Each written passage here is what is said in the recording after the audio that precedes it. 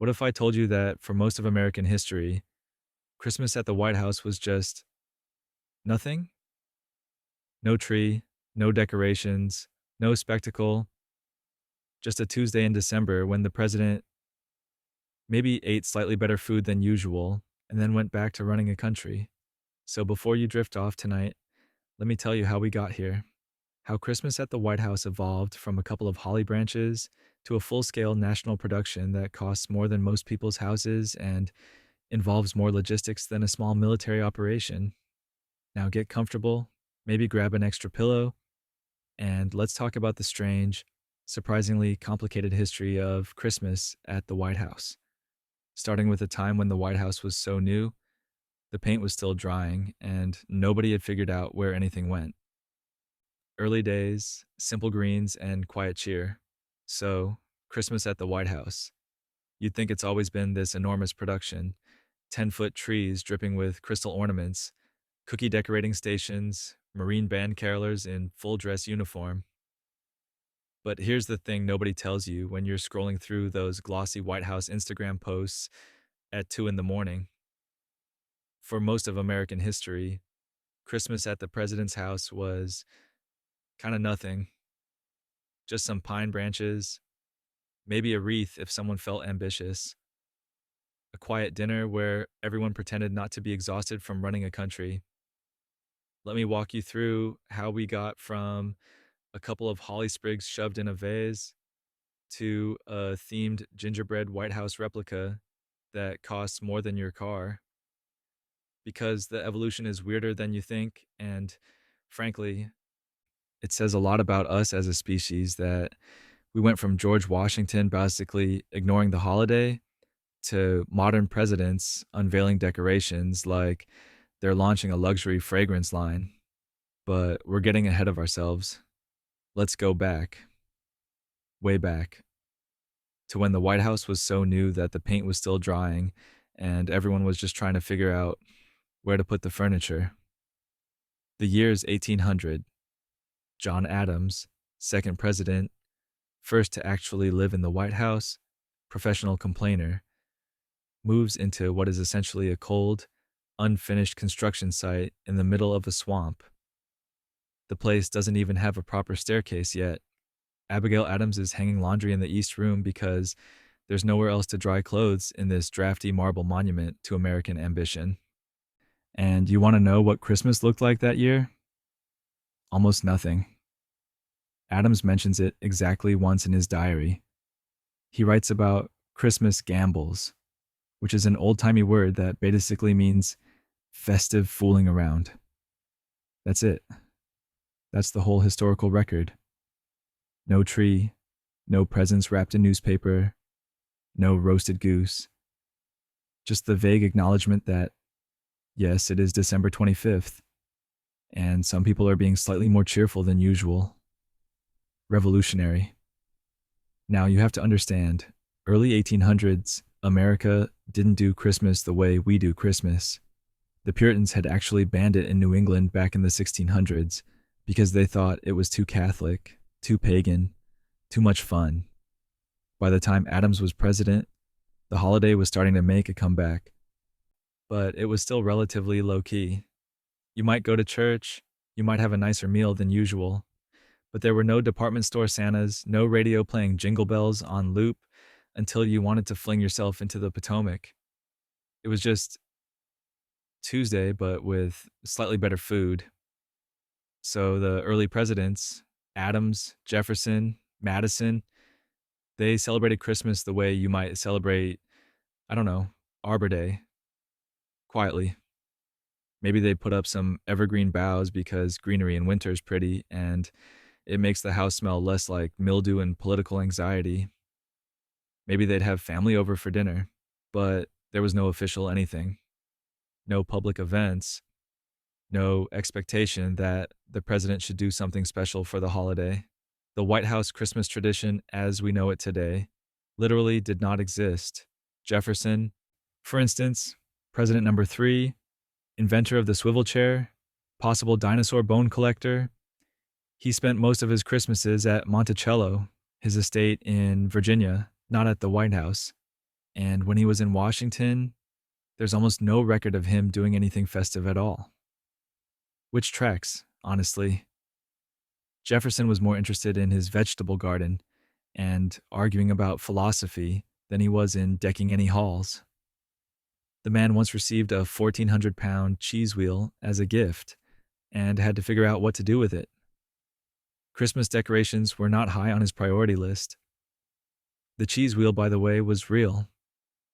A Baptist congregation from Massachusetts sent it to him in 1802, and it sat in the White House entrance hall for months, while Jefferson and his staff carved chunks off it for state dinners. Imagine being a foreign dignitary, showing up for a formal meeting with the President of the United States, and the first thing you see is a partially demolished wheel of cheese the size of a small horse. That was Jefferson's aesthetic. Christmas trees? Not so much. James Madison, President number 4, shortest president at 5 feet 4 inches, married to the incomparable Dolly Madison, he wasn't much for Christmas spectacle either. Madison was too busy dealing with the War of 1812 and watching the British burn down the White House in 1814 to worry about holiday decorations. When the Madisons finally moved back into the rebuilt executive mansion, they were just grateful to have walls and a roof. Tinsel could wait. But Dolly Madison, now she understood hospitality. She's the one who established the White House as a social hub, throwing elaborate parties and Wednesday night receptions where anyone who was anyone in Washington society would show up. She served ice cream, which was exotic and expensive at the time, and she wore turbans with ostrich feathers, which absolutely nobody asked for, but everyone secretly loved. If Christmas parties happened during the Madison years, and they probably did because Dolly threw parties like it was her job, which it kind of was. They would have been elegant, well-catered affairs with the best oysters money could buy, and enough wine to make congressional rivals temporarily tolerate each other. Still, no trees, no ornaments, just good food, decent conversation, and the vague hope that the British wouldn't come back and burn everything down again. Then came James Monroe, President number 5, last of the founding generation to hold the office. Monroe was inaugurated in 1817, and by that point, the White House had been rebuilt after the War of 1812 fire. Monroe and his wife, Elizabeth, furnished it with fancy French furniture, gilded chairs, ornate mirrors, the works. Because Monroe had spent time as minister to France and developed expensive taste, the White House started looking less like a construction site and more like an actual residence befitting a head of state. Monroe's Christmases were apparently spent with family, but again, privately. There's a story, maybe apocryphal, maybe real, that Monroe's grandchildren would visit during the holidays and run through the staterooms while the president pretended to be too dignified to chase them, but secretly enjoyed the chaos. That's basically the extent of the historical record. Grandchildren, running. That's it. Not exactly the stuff of legends. John Quincy Adams, President number 6, son of John Adams, absolute grump, celebrated Christmas at the White House between 1825 and 1829, and let me tell you, this man kept a diary so detailed you could reconstruct his entire life from it. He wrote about everything. His morning swims in the Potomac, his conversations with diplomats, his opinions on Greek literature. And yet Christmas barely rates a mention. He'd note that it was the holiday, maybe comment that he attended church services, and then move on to complaining about Congress. The man swam naked in the Potomac River most mornings. Yes, really. The President of the United States, skinny dipping in a semi-public waterway, but apparently decorating for Christmas was a bridge too far. But then something shifts. Not dramatically, not all at once, but slowly, the way traditions tend to form when nobody's really paying attention. By the 1820s and 1830s, Christmas is becoming more of a thing in American culture. Charles Dickens hasn't written A Christmas Carol yet, That won't happen until 1843, but the holiday is starting to shed its Puritan associations and become more family oriented, more sentimental. Washington Irving publishes The Sketchbook of Geoffrey Crayon in 1819 and 1820, which includes romantic, idealized descriptions of Old English Christmas traditions, feasting, caroling, general merriment. Americans eat it up. They start wanting that. They start trying to recreate it. People are starting to give gifts, host parties, make a proper fuss. German immigrants are bringing over the tradition of Christmas trees, which seems delightfully strange to most Americans at first. You want to drag an entire tree inside your house? On purpose, but it catches on slowly in certain communities. And if the people are making a fuss, well, eventually the president has to at least acknowledge it. Enter Andrew Jackson. Now, Jackson wasn't president for Christmas 1829. He was inaugurated in March of that year. But let me tell you about that inauguration because it's relevant to understanding what Jackson's White House was like. The man threw open the doors to the executive mansion and invited the entire public inside for a reception. 20,000 people showed up. 20,000. They demolished the furniture, broke crystal, stood on upholstered chairs in their muddy boots, and drank so much spiked punch that Jackson had to escape out a window and spend the night at a hotel. His own party chased him out of his own house. It was like if a college fraternity took over the Louvre. The punch bowls, the ones that survived anyway, they became legendary. Enormous silver vessels that could hold gallons of whatever alcoholic concoction the staff mixed up that day. Rum, brandy, champagne, fruit juices, sugar, spices. They'd float a ring of ice in the middle to keep it cold, and then ladle it out into cups for anyone who wanted some, which was everyone, always everyone. So when Christmas rolled around during the Jackson years, 1829 to 1837, you better believe there were parties. Wild ones.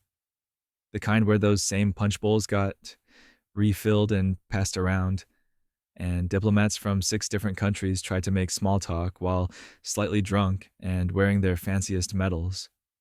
Jackson's White House wasn't about quiet, contemplative holiday dinners. It was about toasts. Many, many toasts. To America, to the States, to democracy, to Tennessee, to whoever just walked into the room and seemed important, to the weather, to Jackson's health, to the health of everyone else. Just toast after toast after toast, until you weren't quite sure what you were toasting to anymore, but you were holding a glass, so you might as well drink. Jackson himself, Old Hickory, the hero of New Orleans, the man who thought the solution to most problems was either a duel or a very stern letter. He loved playing host. He'd stand in the blue room shaking hands, telling war stories, probably exaggerating at least half of them. His nephew and adopted son, Andrew Jackson Donaldson, and Donaldson's wife Emily, would help manage the social calendar since Jackson was a widower. Emily Donaldson basically served as White House hostess, and she threw parties with the efficiency of a military campaign, which, given that she was dealing with Jackson, was probably necessary. But here's the thing. It still wasn't a tradition. It was just Jackson being Jackson, which is to say loud and chaotic and vaguely alarming if you thought about it too hard. There were no organized decorations beyond what the household staff might toss up.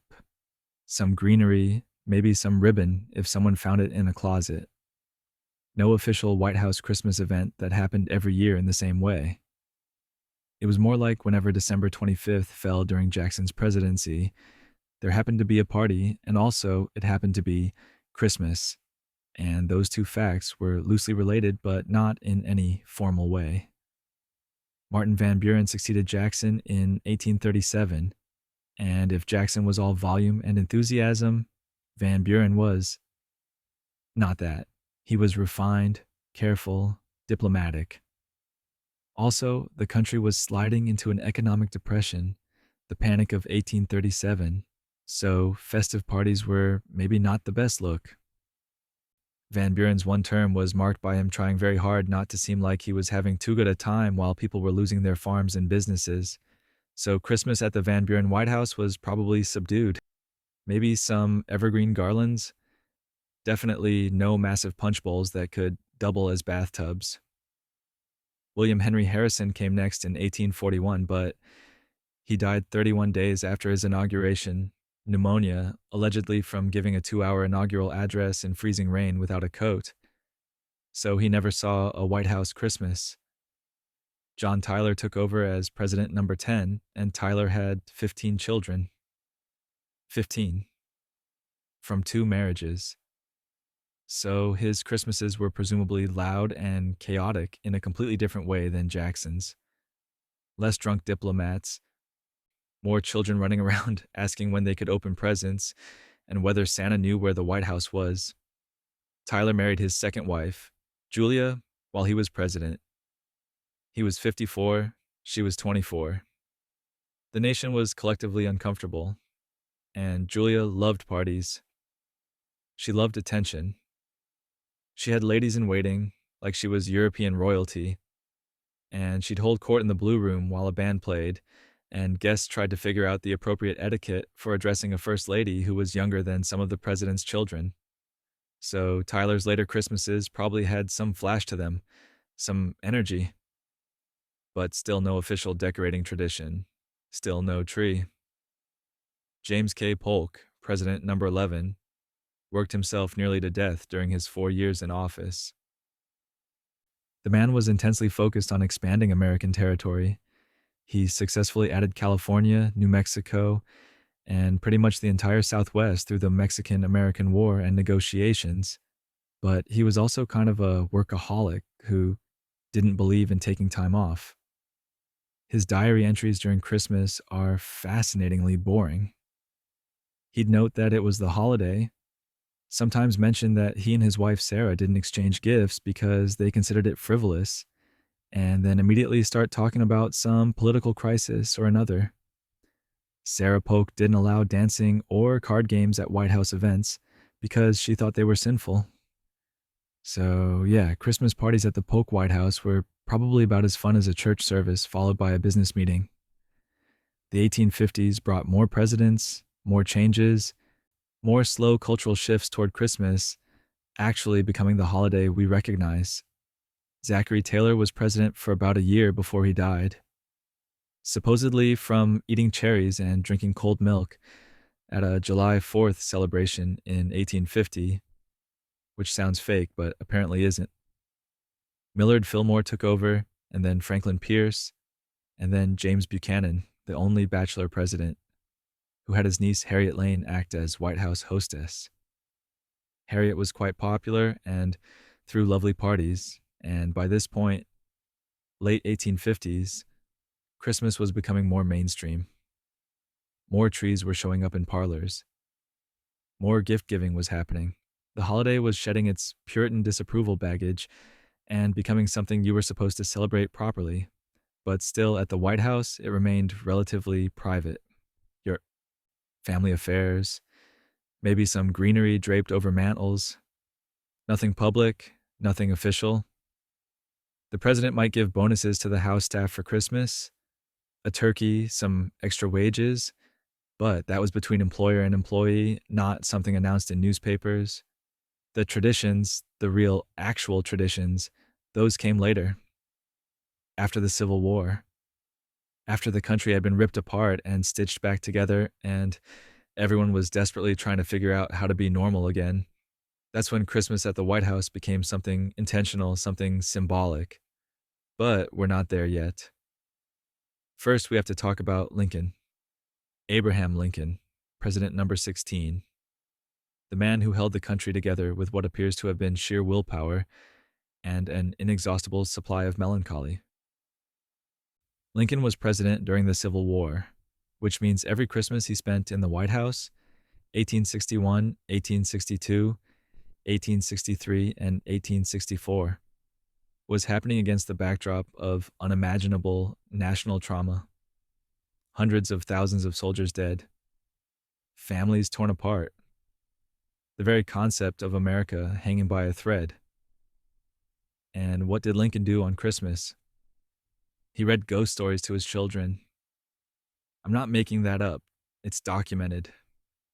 Lincoln in the middle of the war, battles raging, telegrams arriving with casualty numbers that would make you physically ill, would gather his sons in the green room or the family quarters, sit by the fireplace, and read to them from Charles Dickens' A Christmas Carol. The book had been published in 1843 and became an immediate sensation in both England and America. Lincoln loved it. He loved Dickens in general, actually. He quoted him in speeches, referenced him in conversations, owned multiple copies of his books. And during the darkest years of his presidency, during Christmases that must have felt impossibly bleak, he'd read about Ebenezer Scrooge and the ghost of Christmas past, and Tiny Tim saying, "God bless us, everyone." Think about that for a second. The President of the United States, sitting in a barely heated room in a house that's supposed to represent national stability, reading a story about redemption and second chances to his children, while the country literally kills itself just a few hundred miles away. It's almost unbearably sad.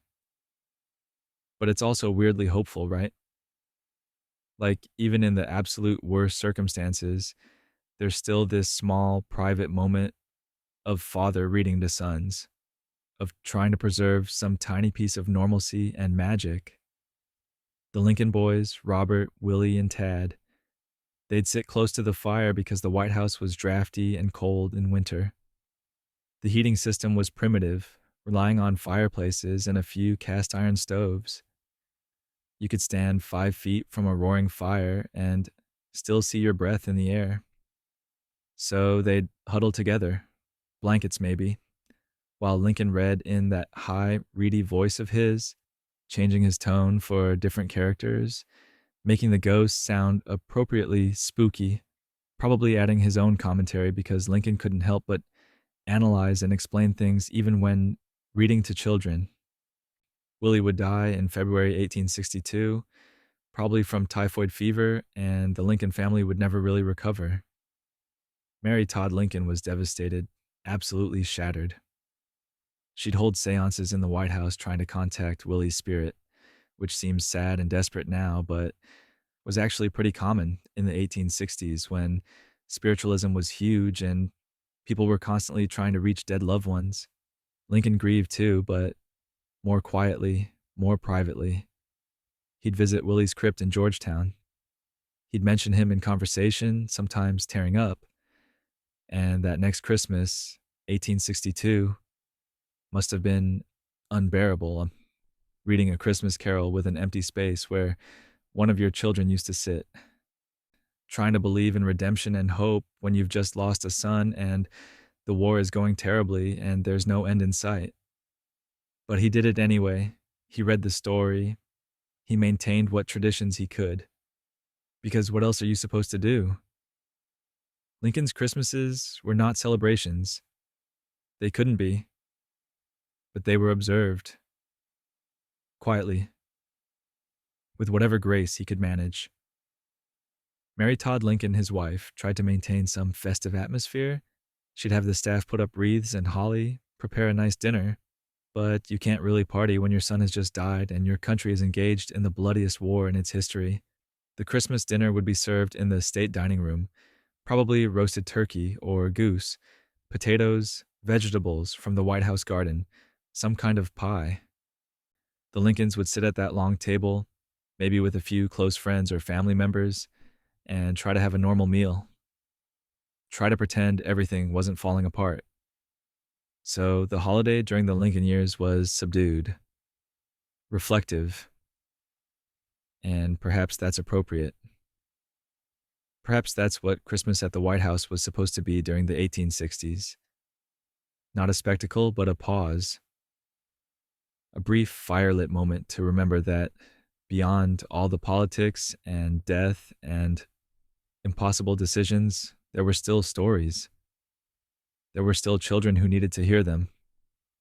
There was still the idea that ghosts, whether of Christmas past, present, or future could teach you something about being human. It's a far cry from the modern White House Christmas, with its 70 some Christmas trees and its thousands of ornaments and its army of volunteers spending weeks transforming the place into a winter wonderland. But in some ways, Lincoln's version feels more honest, more real. Just a man, a book, and the faint hope that by next Christmas, things might be better. They wouldn't be, of course. Lincoln would be assassinated in April 1865, just a few months after the war ended. He never got to see a peacetime Christmas in the White House, never got to experience the holiday without the weight of a national catastrophe pressing down on him. But those quiet readings, those ghost stories told in the green room while snow fell outside and soldiers froze in their camps, those mattered.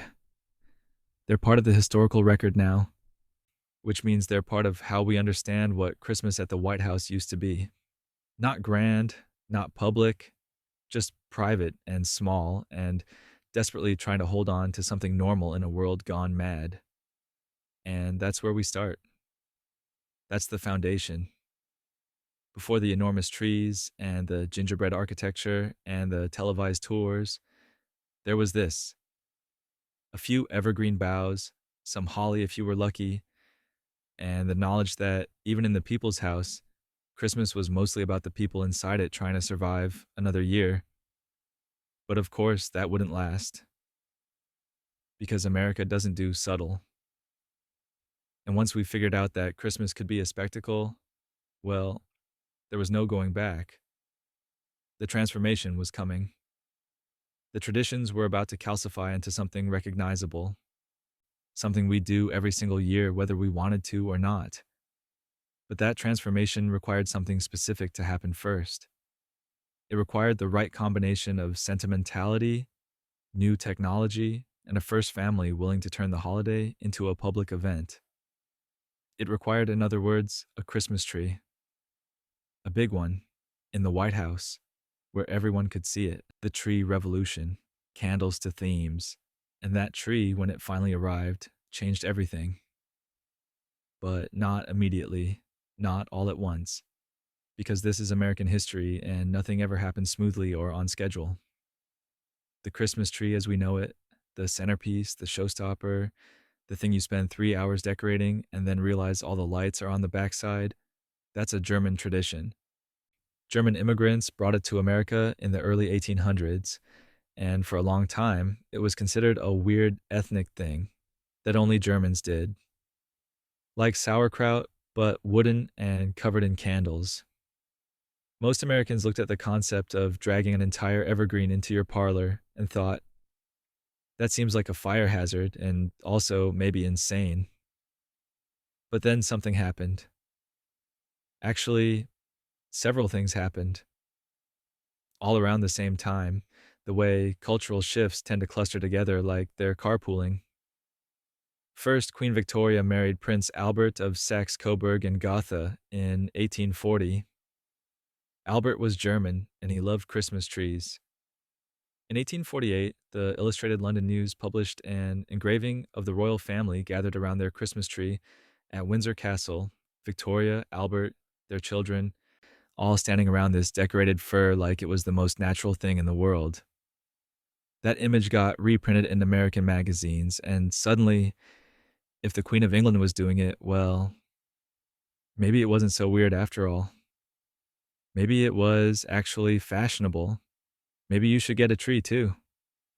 Second, German glassblowers started producing those delicate, beautiful Christmas ornaments, the kind that catch the light and look like tiny jewels hanging from branches. They exported them all over the world, and Americans with money started buying them, which meant you needed a tree to put them on, which meant the whole tradition started spreading from immigrant communities into mainstream American culture. Third, and this is important, the 1850s and 1860s saw the rise of illustrated magazines and newspapers. Images of Christmas trees started appearing everywhere. Godey's Lady's Book, Harper's Weekly, all the major publications ran pictures of families gathered around decorated trees, and Americans, who have never met a trend they didn't immediately obsess over started thinking maybe they should have trees too. By the 1870s and 1880s, having a Christmas tree was becoming normal, expected even, at least in middle class and wealthy households. But not at the White House, not yet.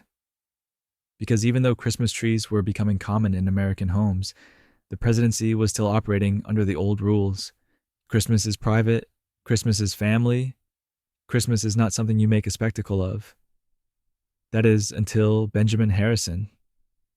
Benjamin Harrison, President number 23, grandson of President William Henry Harrison, the guy who died after 31 days, 5 feet 6 inches of facial hair, and Republican determination.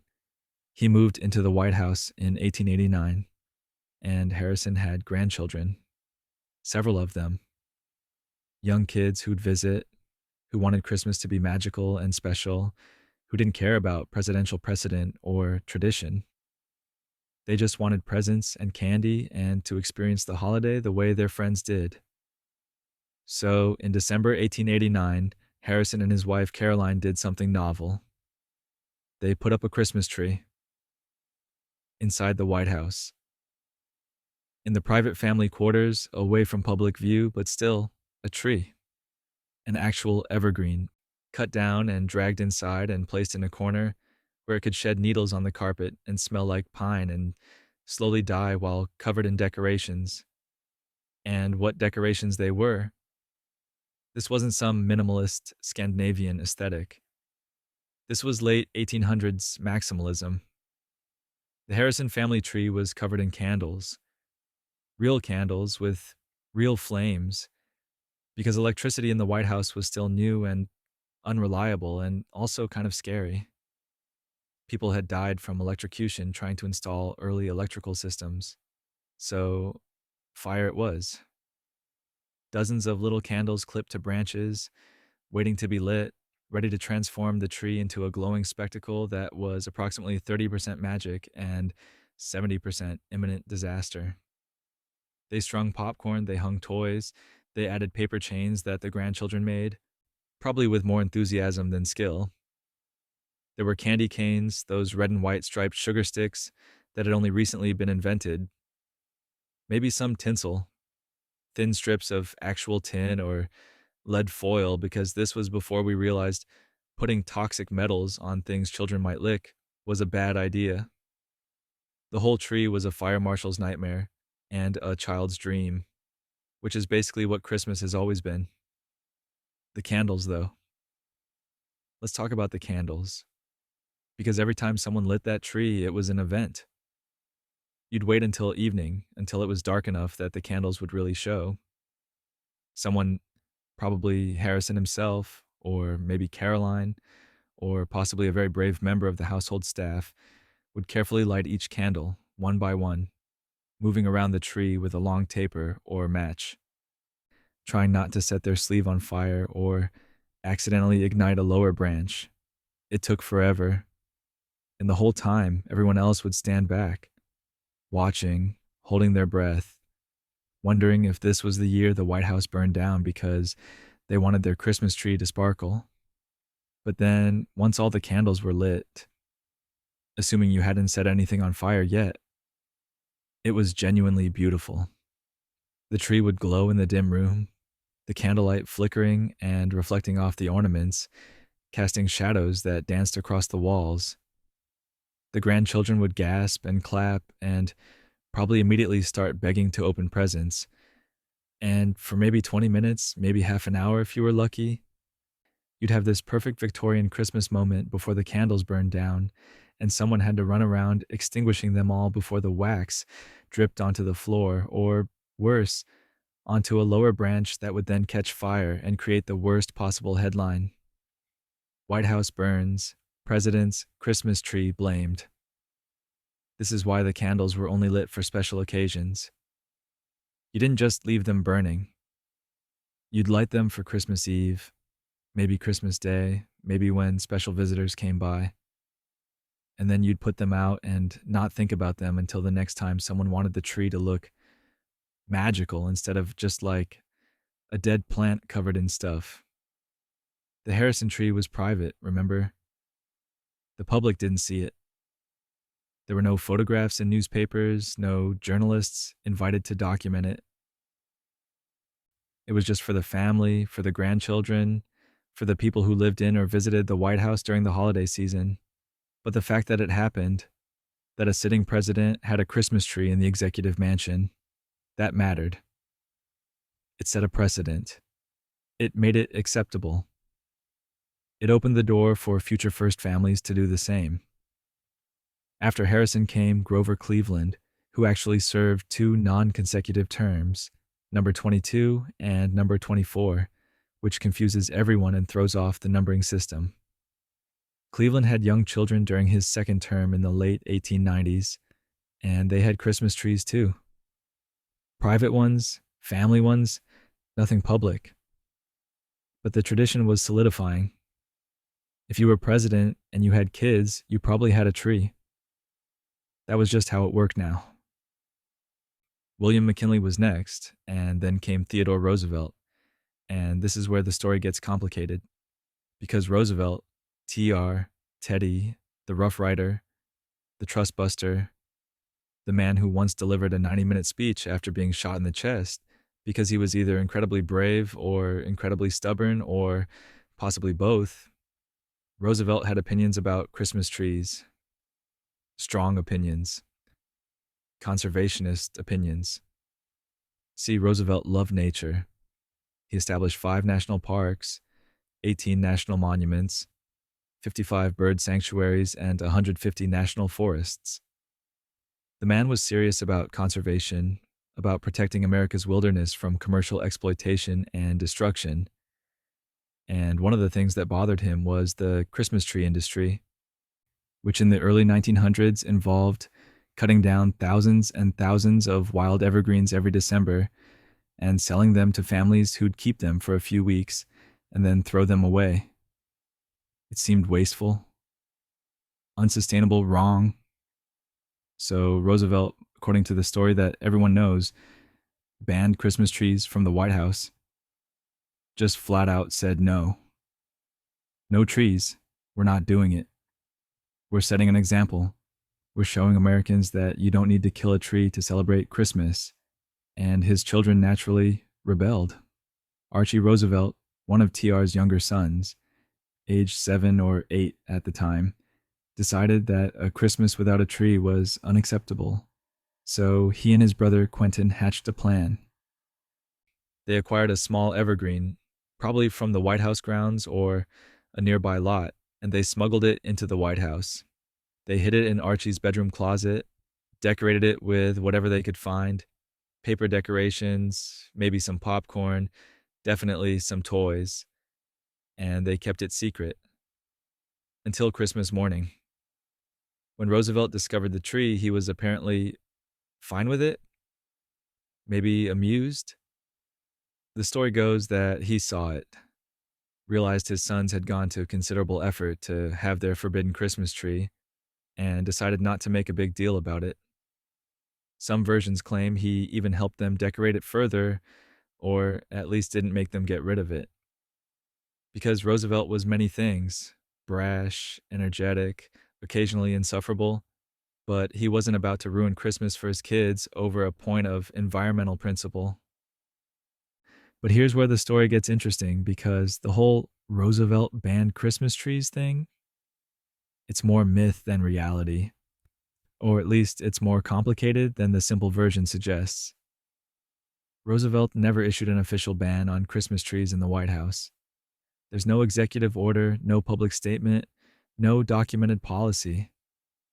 What seems to have happened is that he personally didn't want to cut down a tree for the White House, and he may have expressed his conservationist concerns to his family, and the household staff may have gotten the message that the president preferred not to have a tree. But it wasn't a ban. It was more like a presidential preference that everyone took way too seriously. And the kicker? The Roosevelt family probably had Christmas trees in the White House during several of his years in office. There are photographs, not many, but they exist, of the Roosevelt children with Christmas trees in the family quarters. So either the ban wasn't enforced, or it never really existed in the first place, or Roosevelt was perfectly fine with trees in general, but just wanted people to think more carefully about the environmental impact of the Christmas tree industry. What Roosevelt actually did in terms of conservation was work with Gifford Pinchot, head of the U.S. Forest Service, to promote the idea of Christmas tree farms, sustainable forestry, growing trees specifically for harvest, so you weren't just clear cutting wild forests. That was his actual position. Not no trees, but responsible trees, which is much less dramatic than the myth, but probably more useful as policy. Still, the story of Archie sneaking a tree into his closet persists because it's charming and it makes Roosevelt seem human. Even the president's kids wanted Christmas to be traditional, wanted the tree and the decorations and the sense that this holiday was special. And Roosevelt, for all his bluster about conservation, wasn't going to be the dad who ruined Christmas. So trees continued. Through the Taft administration, William Howard Taft, President number 27, large man, got stuck in the White House bathtub at least once despite what some historians claim. They had Christmas trees. Private ones again. Family affairs. Nothing public. Woodrow Wilson was next, President number 28, and by his time in office, 1913 to 1921, having a Christmas tree in the White House was completely normal. Wilson's daughters would decorate it. The household staff would help. It was just what you did. Though Wilson, being Wilson, probably spent Christmas worrying about World War I and the League of Nations and didn't pay much attention to the tree, the 1920s brought Harding, Coolidge, and Hoover. Warren Harding died in office in 1923, possibly from a heart attack, possibly from food poisoning, possibly from stress, depending on which historian you ask. Calvin Coolidge was famously taciturn, silent Cal, and probably had very quiet Christmases with very sensible trees. Herbert Hoover dealt with the start of the Great Depression and probably had a hard time enjoying any holiday while the country fell apart economically. But through all of this, through different presidents and different decades, the Christmas tree in the White House remained a private thing. Yes, the first family had one. Yes, the staff and any visitors might see it. But it wasn't public. It wasn't photographed and published in newspapers. It wasn't treated as a national symbol or a tourist attraction. It was just a tree. In a house. That happened to be where the president lived. That changed with Franklin Delano Roosevelt. FDR, President number 32, served an unprecedented 4 terms, led the country through the Depression and World War II. He understood public symbolism in a way previous presidents hadn't. Or maybe he just understood that in the age of radio and mass media, everything the president did was public whether he wanted it to be or not. So FDR started having public Christmas events, tree lightings on the White House lawn where crowds could gather, radio addresses on Christmas Eve where he'd speak to the nation about hope and perseverance and the American spirit. The White House Christmas tree became, under FDR, a symbol, not just of holiday cheer, but of national unity, of continuity during difficult times. When you're fighting a world war or trying to drag the country out of economic collapse, you need symbols. You need traditions that remind people that some things endure, some things stay the same, some things are worth protecting and celebrating. But even FDR's trees were relatively simple. Some lights. Electric by now, thank God. No more fire hazards. Some ornaments, some tinsel. Nice, but not elaborate. Certainly not themed. That level of ambition would have to wait. Through Truman and Eisenhower, the 1940s and 1950s, the White House Christmas tree became more public, more visible. Eisenhower, President number 34, established the tradition of the National Christmas Tree Lighting Ceremony in 1954. where a large tree on the ellipse near the White House would be lit in a public ceremony. Thousands of people would attend. The president would give a short speech. It became an annual event, something people looked forward to, something that marked the official start of the holiday season in Washington.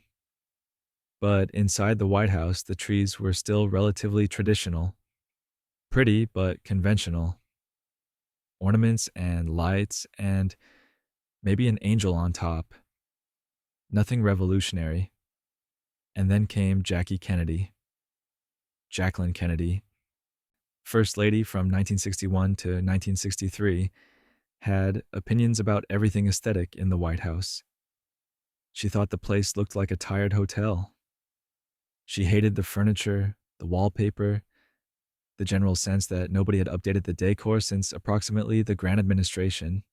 So she launched a massive restoration project, brought in historians and antique dealers, found period-appropriate furniture, created the White House Historical Association, and basically turned the executive mansion into a proper museum-quality residence that honored American history while also looking elegant. And when Christmas rolled around in 1961, Jackie looked at the traditional Christmas tree situation and thought, we can do better than this. So she created the first themed White House Christmas tree. The theme that first year was the Nutcracker.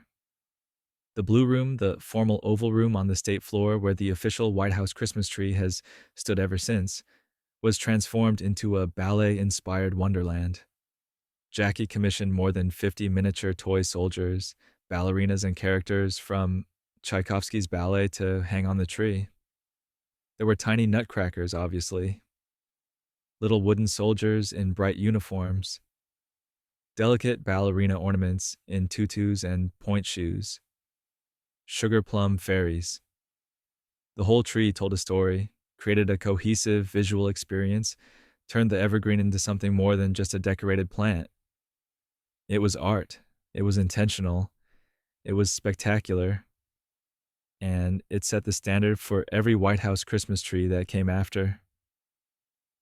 Jackie understood that the White House wasn't just where the president lived.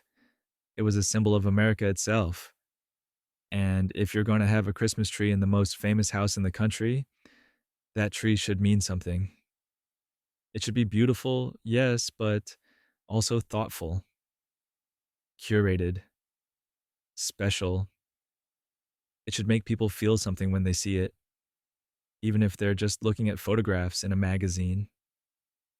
The 1961 tree was photographed extensively. Images appeared in newspapers and magazines across the country. People were fascinated. They wanted to see what the First Lady had done, how she decorated, what theme she'd chosen. It became a story, an event, something to discuss and analyze and maybe try to recreate in your own home if you had the time and budget. Jackie continued this tradition through 1962 and into 1963, creating themed trees that reflected American culture, history, and art. She involved artists and designers, commissioned special ornaments, made sure every detail was perfect. The White House Christmas tree became, under her guidance, a form of soft diplomacy. Foreign dignitaries would tour the White House during the holidays and see this magnificent tree and think, Americans really commit to their celebrations. And then, of course, came November 1963. Kennedy's assassination. Jackie's sudden, violent departure from the White House. The end of Camelot, as people called that brief, shining moment when the Kennedys made the presidency seem young and glamorous and full of possibility. But the tradition she started, the themed White House Christmas tree, the public display, the sense that this was something special and worth doing right, that continued. Every First Lady since Jackie has put her own stamp on the White House Christmas decorations, chosen her own themes, worked with designers and volunteers to create something unique for each year. Some have been elegant and understated.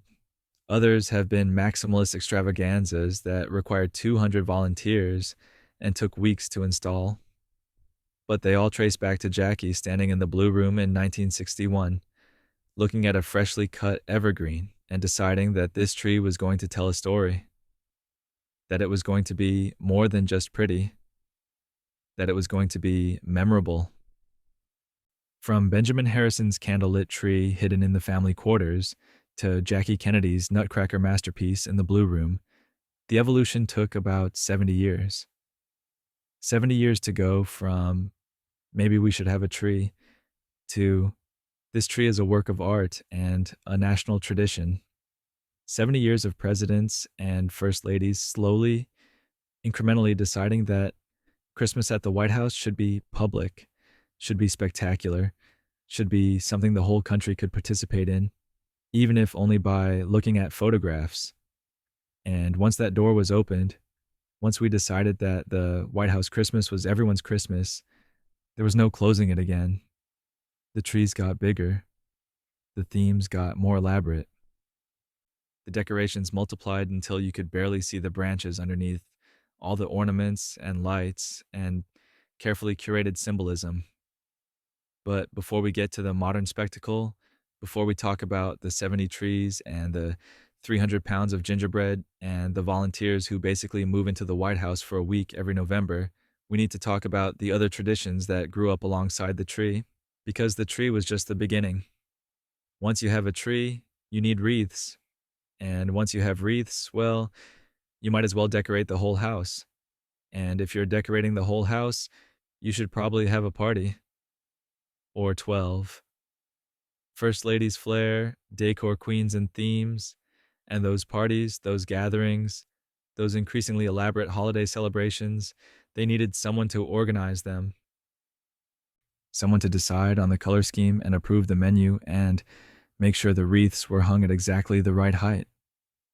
Someone who cared deeply about how the White House looked and what message it sent to visitors, both foreign and domestic.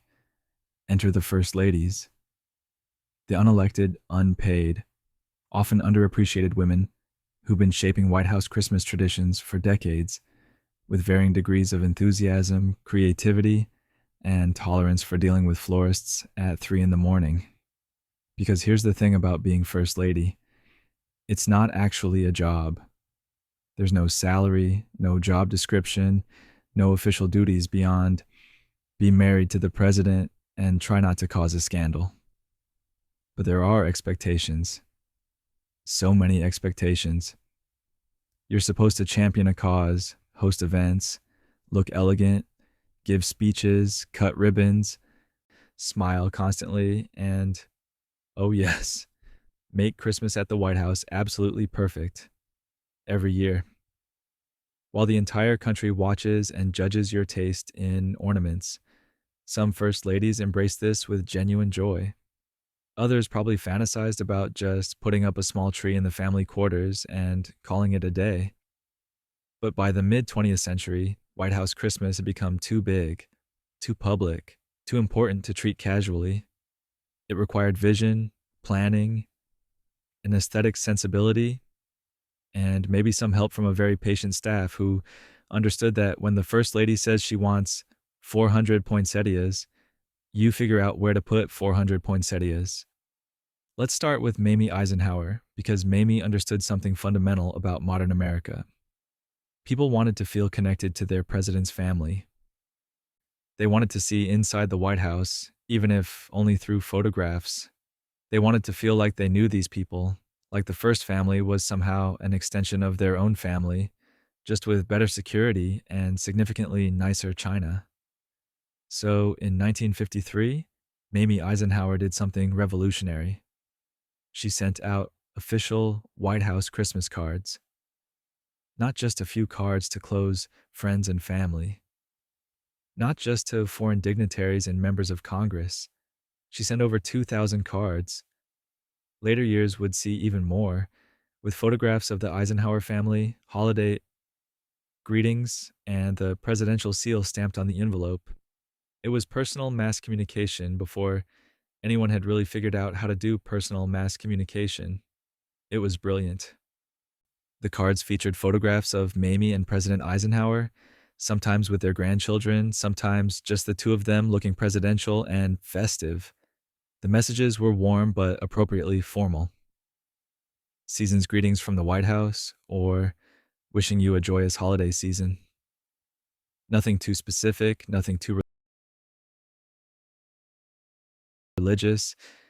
You had to be inclusive when you were representing the entire nation, but heartfelt enough that recipients felt special for getting mail from the president's house. People loved it. They framed the cards, they showed them to neighbors, they saved them in scrapbooks. Getting a Christmas card from the White House became a status symbol, proof that you were somehow connected to power, even if that connection was mostly the president's staff, adding your name to a very long mailing list. Mamie also loved decorating.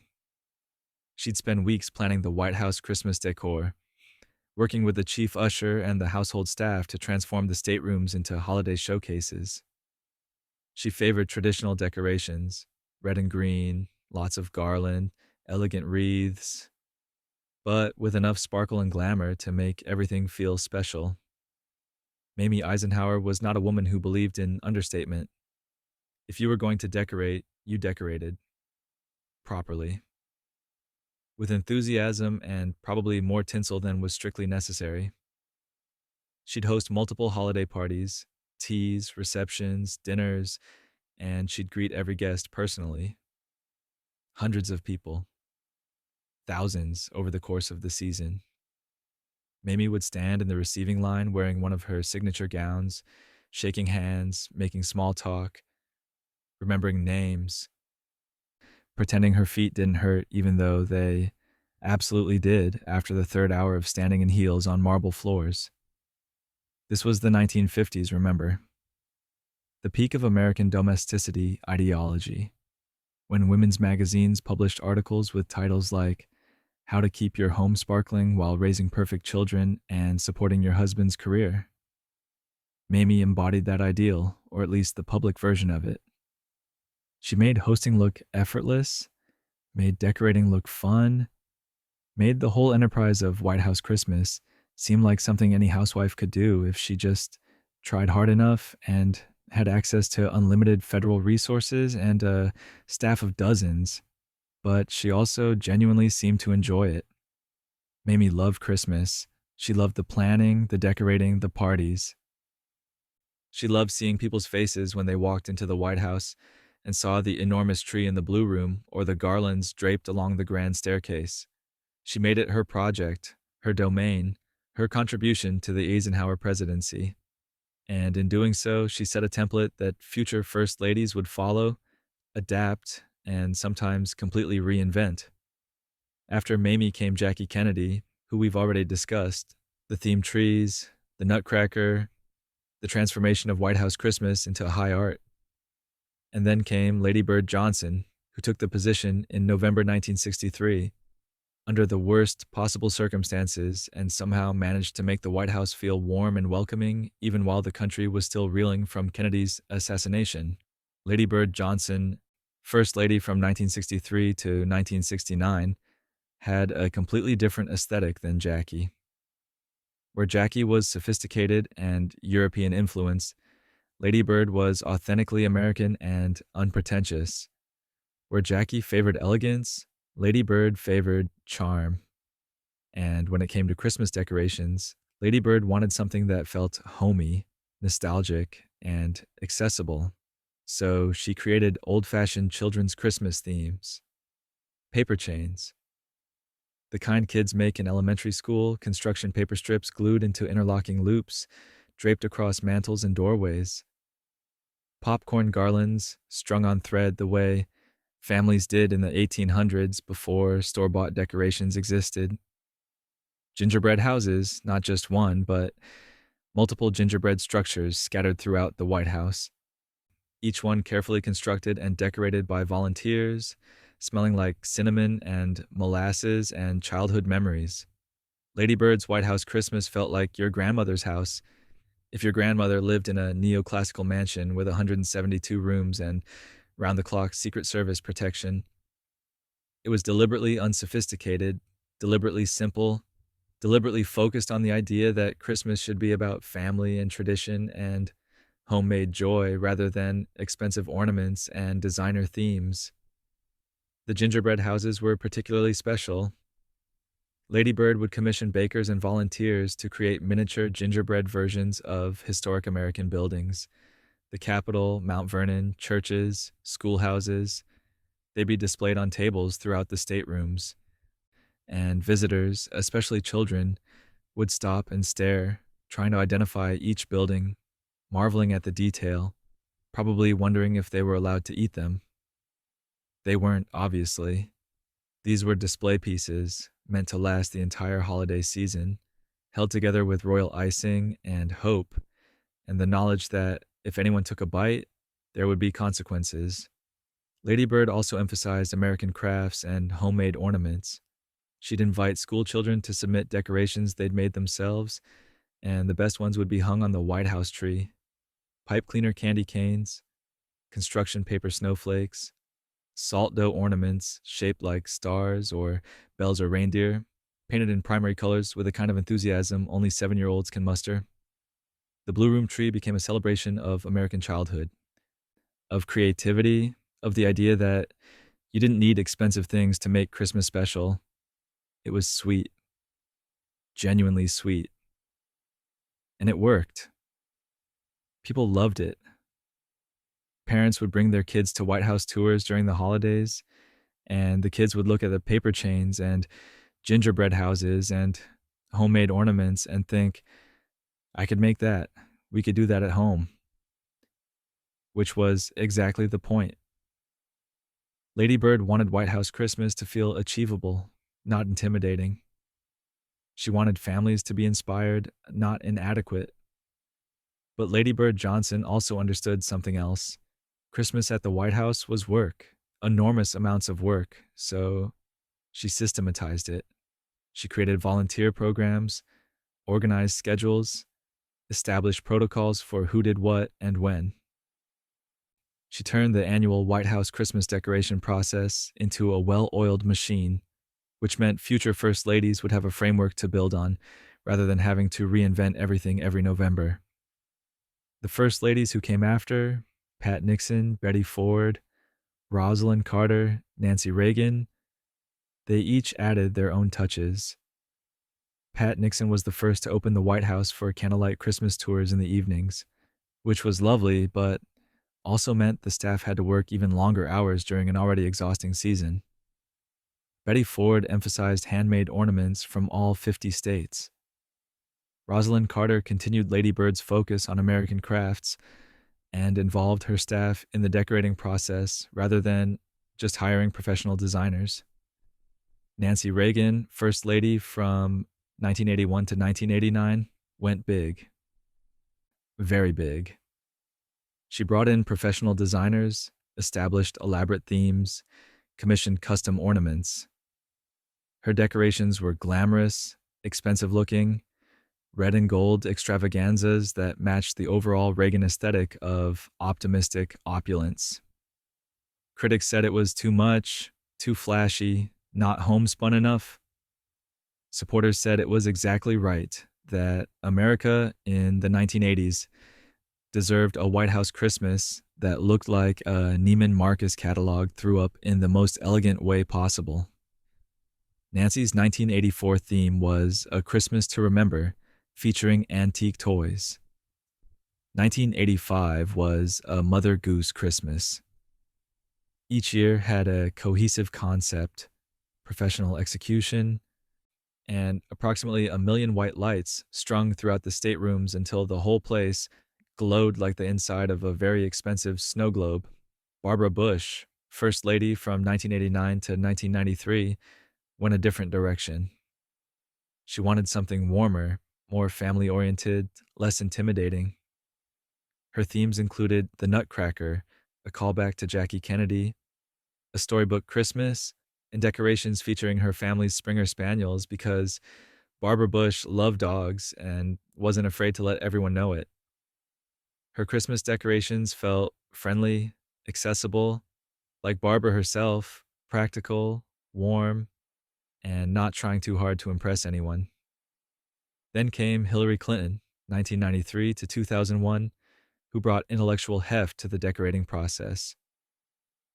Her themes were educational: a child's world featuring children's artworks from around the globe, Santa's workshop, highlighting American craftspeople, holidays at home, celebrating family traditions. Hillary wanted the decorations to teach something, to mean something beyond just looking pretty. Every ornament had a purpose. Every theme made a statement about values or culture or history. But all of this, all these different first ladies with their different aesthetics and priorities, was building toward something, a crescendo, an era when White House Christmas would become so elaborate, so all consuming, so absolutely over the top, that it would require military level logistics and cost enough money to make a normal person's head spin. That era began with Laura Bush. Laura Bush, First Lady from 2001 to 2009, a former teacher and librarian who understood organization and planning the way some people understand breathing, looked at White House Christmas and thought, we can make this bigger. Not just a little bigger, exponentially bigger. She wanted decorations in every room. Multiple trees, not just the official blue room tree, but trees in the East Room, the Green Room, the library, the hallways, everywhere. She wanted themed vignettes, detailed tablescapes, elaborate gingerbread creations that would require structural engineering degrees to construct. Her 2000 theme was Home for the Holidays. Simple name, not simple execution. Laura's White House featured 18 Christmas trees. 18. Each one decorated differently, each one representing a different aspect of American holiday traditions. There were over 10,000 ornaments scattered across all those trees, which means someone, probably many someones, spent weeks just hanging ornaments. 10,000. That's not decorating, that's a manufacturing process. The gingerbread house that year weighed over 100 pounds and included detailed replicas of the White House's architectural features, right down to the tiny wreaths on the gingerbread windows. Professional bakers and White House pastry chefs spent days constructing it, carefully piping icing, positioning candy windows, making sure the structural integrity would hold up for 6 weeks of public viewing. It was edible architecture, and it was magnificent. Laura also massively expanded the volunteer program. Hundreds of volunteers from across the country would come to Washington in the days after Thanksgiving to help decorate. They'd work 12-hour shifts, stringing lights, hanging wreaths, arranging poinsettias, transforming the White House from nice building where the president lives to magical Christmas wonderland that would make Santa himself feel inadequate. It was exhausting, exhilarating work. People would apply months in advance for the chance to be a White House Christmas volunteer. It became an honor, a story you'd tell for the rest of your life. I decorated the White House for Christmas in 2006. I hung ornaments in the East Room. I arranged garland on the mantle in the state dining room. I got to be part of making magic. Laura continued this level of elaborate decoration throughout both terms. Each year had a theme: all creatures great and small in 2002, a season of stories in 2004, deck the halls and welcome all in 2007. Each theme was carefully planned, executed with precision, photographed extensively, and open to public tours so that thousands of Americans could walk through the White House during the holidays and see what Laura and her team had created. By the end of the Bush administration, White House Christmas had become a massive production, requiring months of planning, weeks of installation, huge budgets, and the dedication of hundreds of people. It was no longer something the First Lady and the household staff handled quietly among themselves. It was an event, a spectacle, something that required its own Wikipedia page and multiple news articles and television specials. And then the Obamas arrived. Michelle Obama, First Lady from 2009 to 2017, brought her own style to White House Christmas. She favored themes that celebrated American values and unity. Gather around, stories of Christmas from the heart. In 2015 featured puzzle piece ornaments symbolizing how different pieces come together to create something beautiful. It was subtle political messaging wrapped in holiday cheer. We're different, but we fit together. We make sense as a whole. Michelle also emphasized military families and public service in her themes. Shine, Give, Share. In 2012, encouraged visitors to think about giving back during the holidays. She'd invite military children to help decorate, host special events for Gold Star families, use the White House Christmas platform to highlight people who served others. Her decorations were elegant but warm. Lots of natural elements, branches, berries, pine cones, mixed with traditional ornaments and lights. The aesthetic was sophisticated without being cold, impressive without being intimidating. Very Michelle Obama, in other words.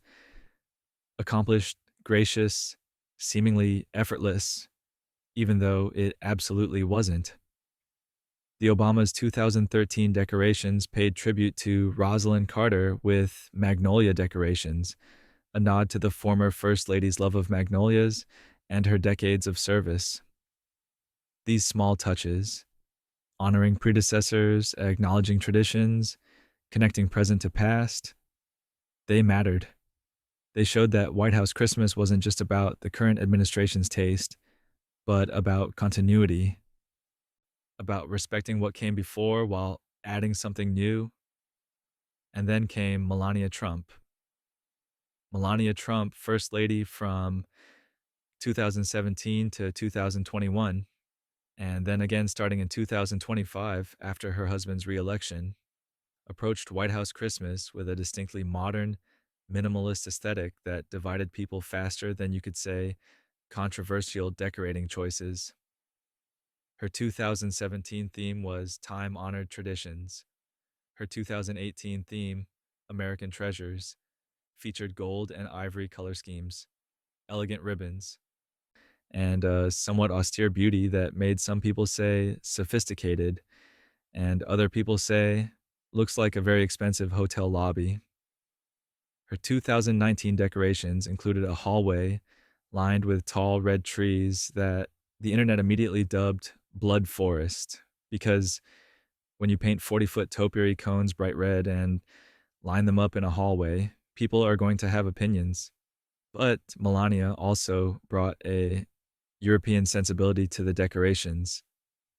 Clean lines, careful color palettes, an emphasis on visual impact rather than homey warmth. Her decorations were meant to be photographed, to look stunning in images and videos, to create that Instagram-worthy moment that would spread across social media and generate conversation, whether positive or negative. The 2025 decorations, her first Christmas back in the White House after the break, included 51 Christmas trees throughout the executive mansion. 51. The Blue Room tree alone required over 25,000 feet of ribbon. That's nearly 5 miles of ribbon on a single tree. The gingerbread White House weighed 120 pounds and featured detailed decorations, including a tiny gingerbread marine band and gingerbread tourists taking gingerbread photos. The tree arrived by horse-drawn carriage, a tradition that's been maintained for years, but always looks particularly magical. Melania, wearing a coat and looking effortlessly elegant, waved and said, "Merry Christmas" to the cameras. The clip went viral on social media because everything the First Lady does during the holidays gets analyzed, discussed, praised, and criticized in approximately equal measure. Every First Lady has brought something different to White House Christmas. Mamie brought accessibility and those Christmas cards. Lady Bird brought homespun warmth. Nancy brought glamour. Laura brought scale. Michelle brought unity. Melania brought modern minimalism. And each of them, in their own way, shaped how Americans think about Christmas at the White House, what it should look like, what it should represent. Because that's the thing about these decorations. They're never just decorations, they're statements about values, about aesthetics, about what America is or should be or could be during the holidays. Every ornament choice, every color scheme, every theme sends a message, and Americans pay attention. They compare First Lady's styles, debate which decorations were best, argue about whether Christmas at the White House should be traditional or modern, homey or elegant, simple or spectacular. The job of decorating the White House for Christmas has evolved from maybe put up some greenery in the 1800s to orchestrate a multi week installation project involving hundreds of volunteers, miles of ribbon, tons of ornaments, and enough planning to make a military general weep in the 21st century. And future First Ladies will continue this tradition, each adding her own touches, each trying to create something memorable while honoring what came before. But the decorations, the trees, the themes, they're only part of the story. Because once you've transformed the White House into a winter wonderland, you need to do something with it. You need to share it, celebrate it, invite people in to experience it. You need events, parties, public tours. You need to turn all this effort and expense and planning into actual moments of joy and connection. And that requires opening the doors, letting people inside, and hoping nothing goes catastrophically wrong while thousands of visitors track snow through the cross hall and press their noses against the glass cases holding priceless ornaments, parties, cards, and public magic, and hoping nothing goes catastrophically wrong. Which, let's be honest, is always a gamble when you invite the general public into a government building filled with priceless historical artifacts during the most chaotic time of year. But we're getting ahead of ourselves. Before we talk about modern public tours and the logistical nightmare they represent, we need to talk about how White House Christmas parties became a thing in the first place. Because parties, holiday gatherings, festive celebrations, excuses for diplomats to drink champagne in formal rooms, those have been happening at the White House for a long time. Longer than the tree tradition, longer than the elaborate decorations, almost as long as there's been a White House to party in. We touched on Andrew Jackson's chaotic receptions earlier, but the real evolution of White House Christmas parties as a formal tradition starts a bit later, around the 1870s, during Ulysses S. Grant's administration. Grant was President number 18, Civil War hero. Better general than president, if we're being honest, and a man who understood that morale matters. During his time in office, 1869 to 1877, Christmas at the White House became more social, more public-facing. Grant and his wife Julia would host holiday receptions for Washington society. Members of Congress, Supreme Court justices, cabinet officials, military officers, prominent citizens, they'd all show up in their finest clothes to shake hands with the president, admire whatever greenery the staff had managed to arrange, and consume quantities of punch that would alarm a modern bartender. These weren't intimate family gatherings. These were events. Political necessities disguised as holiday cheer.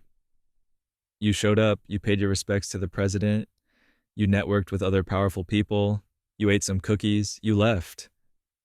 It was work, but work with better decorations than usual.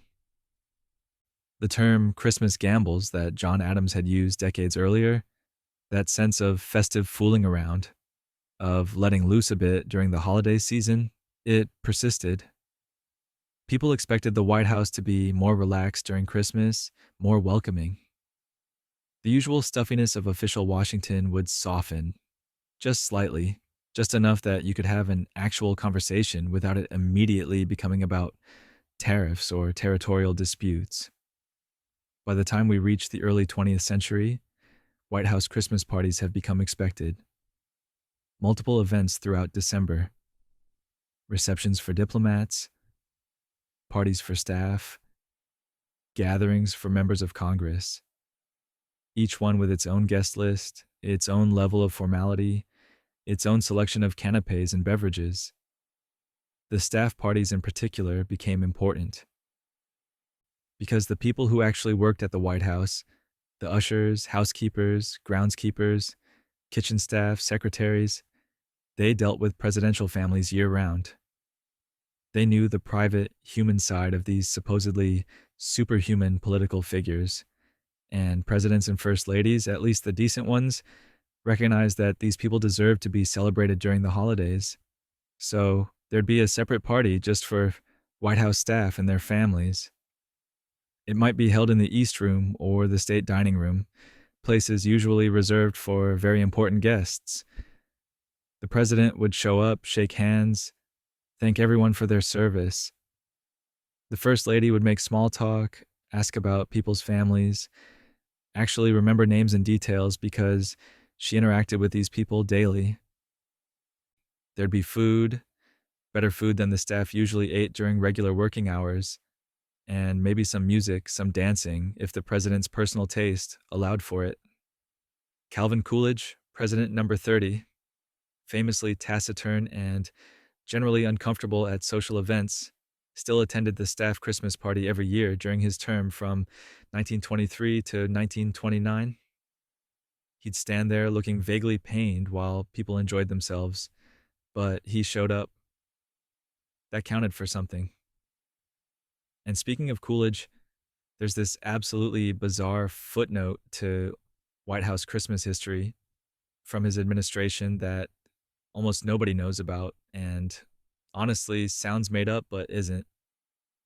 In the 1920s, Coolidge received a mechanical horse as a gift, an electric mechanical horse, the kind that was supposed to be used for exercise. You'd sit on it, and it would simulate the motion of riding a horse, which was apparently considered a legitimate form of staying fit in the 1920s. Why anyone thought the President of the United States needed a mechanical horse for exercise is unclear. Why anyone thought it was an appropriate Christmas gift is even more unclear.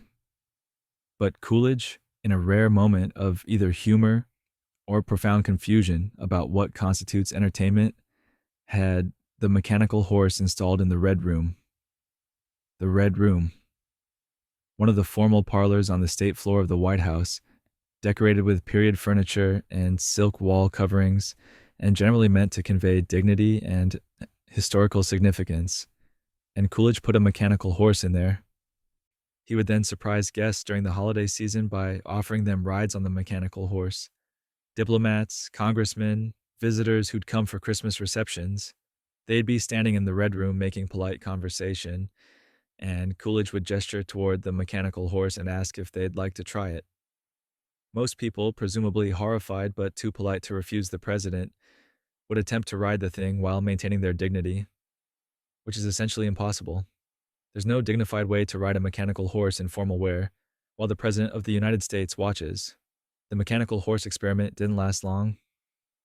Either Coolidge got bored with it, or enough people complained, or someone realized that having visitors bouncing around on an electric horse in a room full of antiques was maybe not the best insurance risk. But for a brief, weird moment in the mid-1920s, White House Christmas included the option of mechanical horse rides in a formal parlor. History is strange. Moving past Coolidge's exercise equipment phase, the party tradition continued evolving through subsequent administrations. FDR hosted cocktail parties with relaxed atmospheres despite the Depression and the war. Truman had more modest gatherings, reflecting his down-to-earth Missouri sensibility. Eisenhower's parties were elegant and well-organized, because Mamie wouldn't have it any other way. Kennedy's White House Christmas parties were glamorous affairs with live music and celebrities.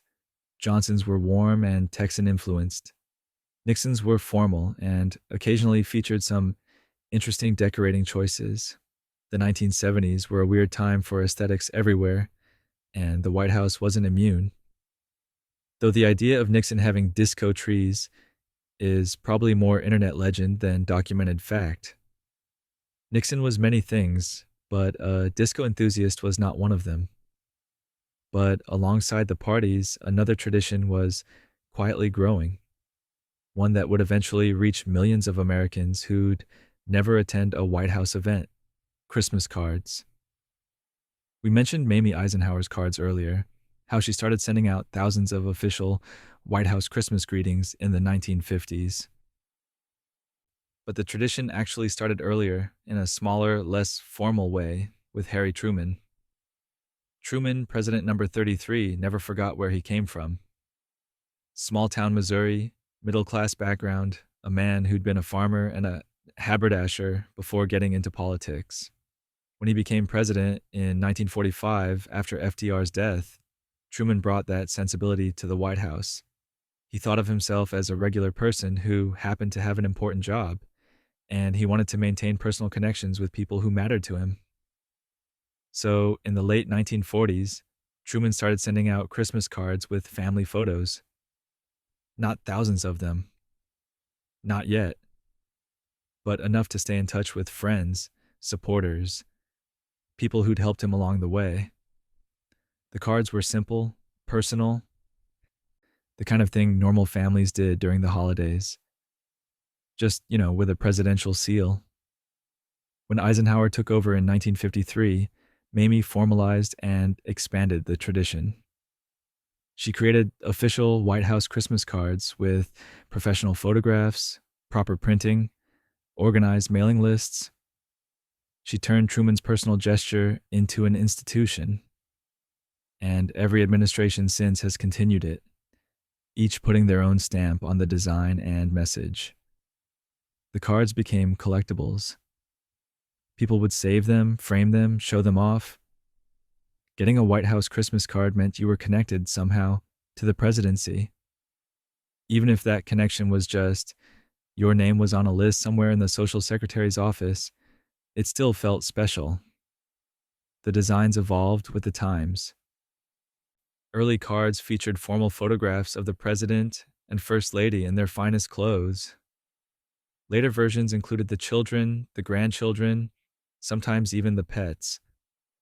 Some first ladies chose illustrations over photographs, watercolors of the White House in snow, artistic renderings of the Blue Room tree.